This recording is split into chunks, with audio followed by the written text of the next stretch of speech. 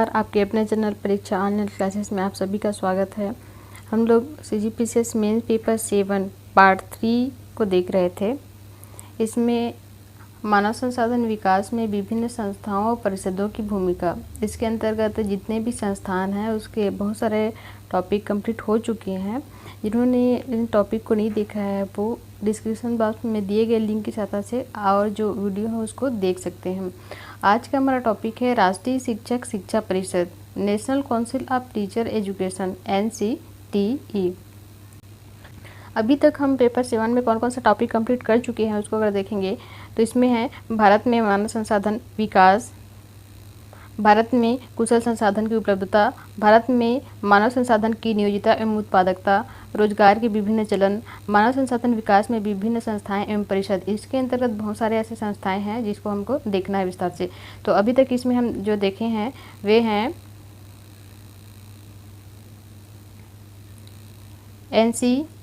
HER, NCERT, NUEPA, UGC, open university, AICTU, ये अभी तक कंप्लीट हो चुका है। और आज हम देखेंगे NCTE। तो इसके बारे में चलिए बिना किसी देरी किए स्टार्ट करते हैं। और जो चैनल पे नए हैं वो सब्सक्राइब कर लीजिए और अपने दोस्तों के बीच में जो CGPCS की तैयारी कर रहे हैं वीडियो शेयर जरूर कीजिए। राष्ट्रीय शिक्षक शिक्षा परिषद, अभी तक हम जितना भी संस्थान या इंस्टीट्यूशन देखे उसमें जो शिक्षा था वो विद्यार्थी की शिक्षा से संबंधित था। अभी हम जो देखने जा रहे हैं वो क्योंकि विद्यार्थी को पढ़ाने के लिए एक शिक्षक की आवश्यकता होती है, तो शिक्षक की भी जो शिक्षा है और उसका ट्रेनिंग हो अगर बेहतर ढंग से हो तो वो अपना कार्य अच्छे से कर सकता है। तो आज का जो संस्थान है, हम जो इंस्टीट्यूशन देखेंगे उसमें एक शिक्षक का ट्रेनिंग या शिक्षा किस प्रकार से होना चाहिए उसके बारे में जो अपना टॉपिक है। तो सबसे पहले इसको देख लेते हैं कि ये राष्ट्रीय शिक्षक शिक्षा परिषद है क्या। नाम से भी स्पष्ट हो रहा है, राष्ट्रीय शिक्षक शिक्षा परिषद मतलब शिक्षकों के लिए, उनके शिक्षा के लिए एक ऐसा ऑर्गेनाइजेशन है या काउंसिल है जो उनके शिक्षा या उनके जो ट्रेनिंग है उसको देखता है। तो इसका इतिहास क्या है इसको अगर हम देखें तो 1973 से पहले राष्ट्रीय शिक्षक शिक्षा परिषद 1973 से पहले इसका जो बॉडी कैसा था तो इसको एक मोटा मोटा तौर पे पॉइंट के हिसाब से देख लेते हैं। केंद्रीय और राज्य सरकार के लिए एक सलाहकारी निकाय था। ये है क्या है उसको पहले हम देख रहे हैं। यह केंद्रीय और राज्य सरकार के लिए एक सलाहकारी निकाय था। उसके बाद एक इसका जो सचिवालय था ये NCERT राष्ट्रीय शैक्षिक अनुसंधान तथा प्रशिक्षण परिषद था।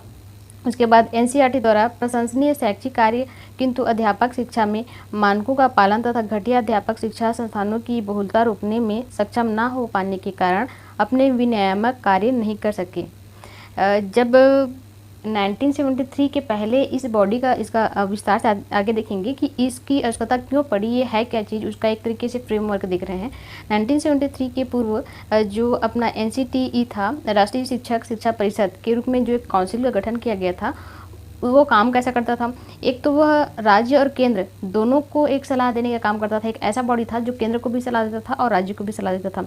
और इसका सचिवालय कहाँ था, एक तरीके से एक NCERT है उसके अंतर्गत ही कह सकते हैं। उसके साथ में इसके कार्य को भी NCERT का काम भी चल रहा था और उसी सचिवालय में या उसी बॉडी के द्वारा NCTE को भी देखा जाता था। एक तरीके से पूरी तरीके से एक स्वतंत्र निकाय के रूप में नहीं था, मतलब इसका अस्तित्व कह सकते हैं। उसके अलावा क्या था, जैसे NCTE द्वारा काम तो बहुत अच्छा किया जा रहा था लेकिन ये पूरी तरीके से प्रासंगिक नहीं था। इसका प्रासंगिक कैसे नहीं था, इसमें है प्रशंसनीय शैक्षिक कार्य किंतु अध्यापक शिक्षा में मानकों का पालन तथा घटिया अध्यापक शिक्षा संस्थानों की बहुलता रोकने के लिए सक्षम नहीं था। ये काम अपना कर रहा था लेकिन जिस तरीके से इसका कार्य होना चाहिए, जैसे इसका नाम है शिक्षकों की शिक्षा, तो उस कार्य को करने के लिए सक्षम नहीं था। मतलब सक्षम कैसे नहीं था, दो कामों पे अपना पूरी तरीके से वो नियंत्रण स्थापित नहीं कर पा रहा था। एक तो जो ऐसे घटिया संस्थान थे जो अपना काम अच्छे से नहीं कर पा रहे थे, या एक जो स्टैंडर्ड है या पैमाना है जो एक बॉडी के द्वारा तय की जाती है किसी भी संस्थान के लिए, उसको लागू करवाने में सक्षम नहीं थे। उसके अलावा जो जहाँ पे इसको मेंटेन करना था उसको भी मेंटेन नहीं कर पा रहे थे। तो इस तरीके से इसका काम पहले चल रहा था। लेकिन इसमें क्या किया गया उसको अगर हम देखेंगे तो 1986 जो शिक्षा नीति है, राष्ट्रीय शिक्षा नीति, इसके बारे में हम विस्तार से देखे हैं। इसके पिछला वीडियो आप देख सकते हैं। 1986 में शिक्षा नीति आया, तो उसी शिक्षा नीति के तहत इसमें भी बहुत सारे सुधार किए गए। NPE national policy of education या नेशनल पॉलिसी फॉर एजुकेशन 1986। ये डेट याद रखेंगे, 1986 राष्ट्रीय शिक्षा नीति। इस राष्ट्रीय शिक्षा नीति के बाद इसमें क्या क्या परिवर्तन हुआ उसको हम देखते हैं। अध्यापक शिक्षा की प्रणाली में अमूल्य चूक सुधार लाने हेतु सांविधिक दर्जा दिया गया। उसके बाद 1993 में 73वें राष्ट्रीय अध्यापक शिक्षा परिषद अधिनियम बनाया गया। उसके बाद 17 अगस्त 1995 वो एनसीटी की स्थापना की गई। 1973 इसके पहले भी एनसीटीई था उसका कार्य चल रहा था, लेकिन उसमें कुछ संशोधन करके और किसके आधार पर किया गया, 1986 में जो शिक्षा नीति आएगी उसके आधार मान करके उसमें कुछ परिवर्तन किया गया। और उसमें जो परिवर्तन हुआ उसके आधार पर बाद में 1995 में एनसीटीई की स्थापना हुई, मतलब रीस्टेब्लिश किया गया और अभी ये बहुत अच्छे से कार्य कर रहा है। तो इसमें क्या याद रखना है, एक तो 1986 में शिक्षा नीति है, उसके बाद इस जो शिक्षा की प्रणाली है, अध्यापकों की शिक्षा प्रणाली है, उसमें सांविधिक रूप से सुधार किया गया या उसको एक सांविधिक दर्जा मिल गया। क्योंकि पहले क्या था, वो एक सलाहकारी निकाय था, उसके पास कोई ऐसे अधिकार क्षेत्र नहीं थे कि वो तटस्थ होकर बोल सके कि आपको ये करनी है। वो केवल सलाह दे सकता था केंद्र या और राज्य को। तो शिक्षा नीति के बाद उसको एक दर्जा मिल गया या एक तरीके से पावर मिल गया। उसके बाद क्या हुआ, 1993 में संशोधन हुआ, 73 या 73वां अमेंडमेंट हुआ और उसके बाद अध्यापक शिक्षा परिषद एक अधिनियम ला गया। 73वें या इसको कह सकते हैं 73वें संशोधन के बाद एक अध्यापक शिक्षा परिषद अधिनियम ला गया और ये अधिनियम क्या हो गया, बाद में एक नियम बन गया और इसके माध्यम से एनसीटीई की स्थापना की गई। तो इसकी स्थापना की तिथि क्या है, 17 अगस्त 1995। एनसीटीई की स्थापना 17 अगस्त 1995। अब एनसीटीई है क्या, इसको पहले देख लेते हैं। मतलब इतना में तो ये समझ आ गया कि एनसीटी क्या है, एक शिक्षकों की शिक्षा के लिए एक काउंसिल है जो नेशनल लेवल के जितने भी शिक्षक हैं उनकी शिक्षा प्रणाली को दुरुस्त रखता है। उसके अंतर्गत जो भी नियमावली है उसको पूरी तरीके से वो नियंत्रित करता है। इसके पहले क्या था, 86 के पहले या 73 के पहले वो एक केवल उसके पहले अस्तित्व था, लेकिन वो एक केवल सलाहकारी निकाय था, वो सलाह देने का कार्य कर सकता था।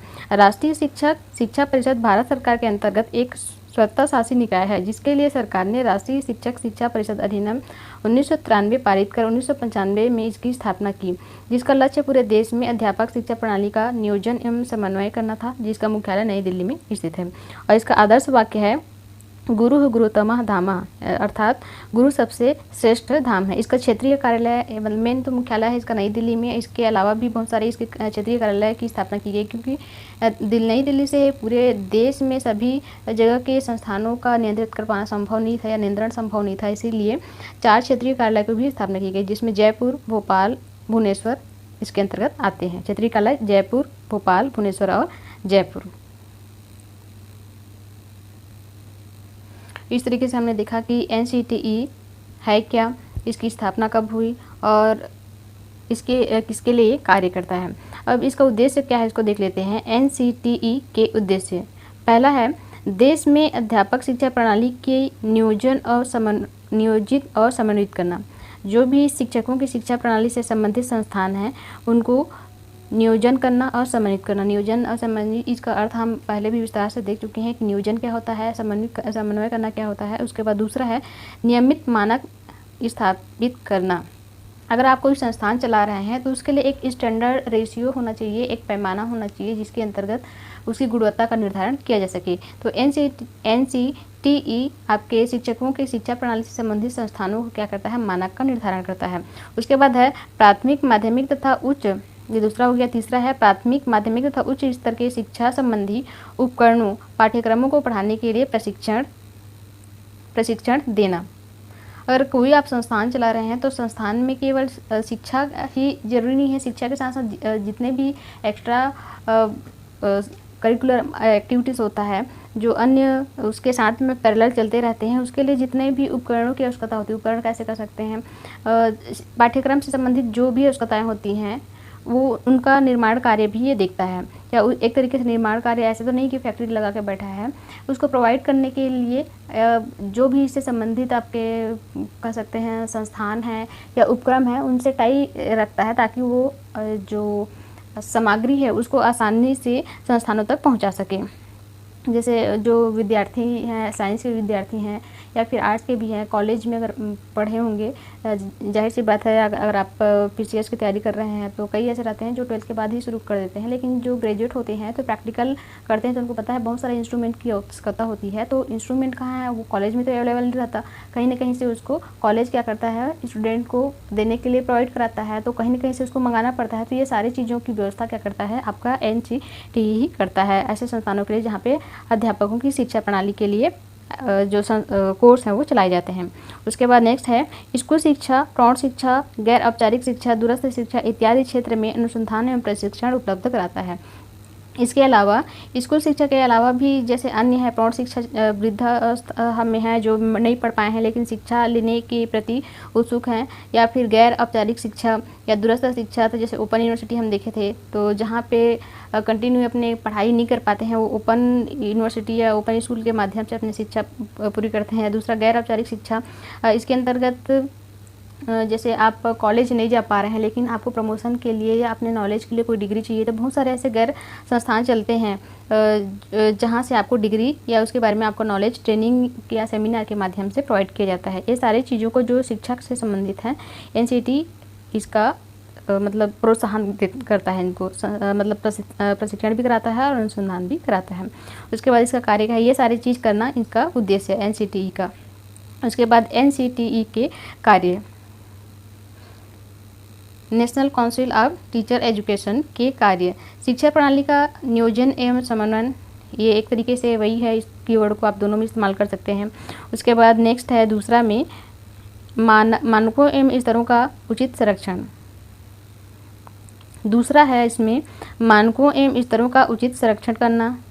तीसरा है मान्यता, सर्वेक्षण, नियम व मानक जारी करना, मतलब जो संस्थान है उसके मान्यता को बनाए रखने के लिए भी आपका NCTE उत्तरदायी है, क्योंकि कई संस्थान क्या है केवल जाली काम करते हैं, तो ऐसे संस्थानों की ये क्या करता है, पहचान भी करता है, उनके बीच में सर्वे करता रहता है, उनके लिए नियम भी बनाता है और एक स्टैंडर्ड या मानक भी निर्धारण करता है जिसके अंतर्गत उन संस्थानों को कार्य करना है। तो ये सारे चीज़ का देख रेख भी आप NCTE करता है। उसके बाद है नेक्स्ट प्रवेश नियम, शुल्क इत्यादि का निर्धारण करता है, क्योंकि कई बार देखते हैं चाहे कोई भी कॉलेज है या कोई संस्थान है अचानक से फीस बढ़ा देते हैं, कोई शुल्क को अचानक से बढ़ा देते हैं, तो ये सुर्खियों में आता है क्योंकि अपने मनमानी से अपने हिसाब से कोई भी शुल्क नहीं ले सकता, क्योंकि इसका पूर्व निर्धारण किया जाता है जो जिसके अंतर्गत एफिलेटेड रहते हैं।